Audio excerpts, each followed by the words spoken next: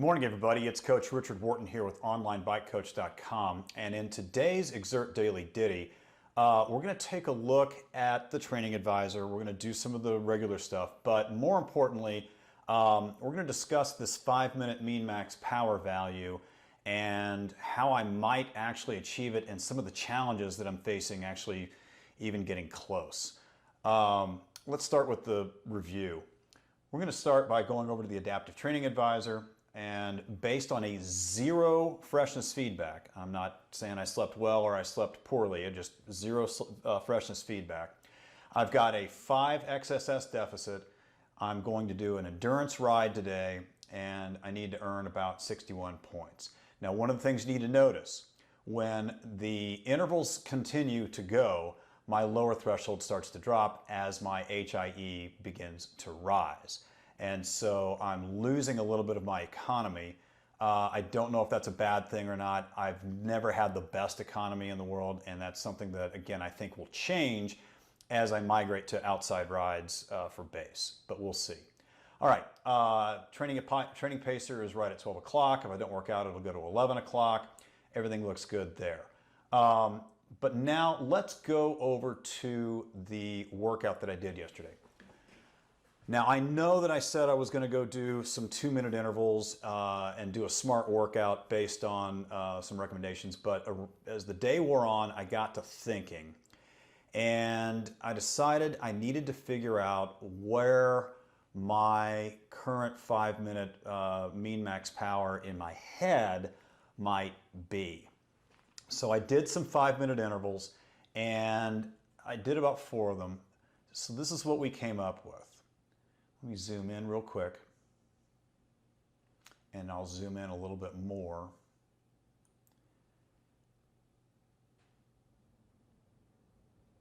And what we end up with is, there's 5 minutes and 21 seconds. Let's go right here. And there's 5:08. That's close enough. Okay. All right. So by the numbers, looking at physics, we've got a green minute, a yellowish minute, another green minute, another yellowish minute, and we finish in an orange minute. This is the heart rate, okay?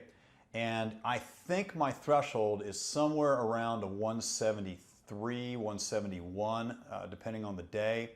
And you can see here that I peaked at about a 178. The average power was a 289 for the 5 minutes. Now that's well below my 355.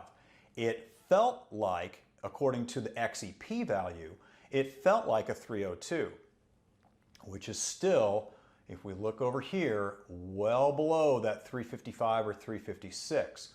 Why? Well, let's pull up my VO2 data. And if we look at the gray line itself, those are my VO2 rolling 30-second values. So here we are in that first yellow, and I've got a 41.6. Here we are a little bit further out, and it's a 45.1. Now, I believe that my VO2 max is between a 65 and a 68. And anything above 85 or 90% of that, you're really in the VO2 max range.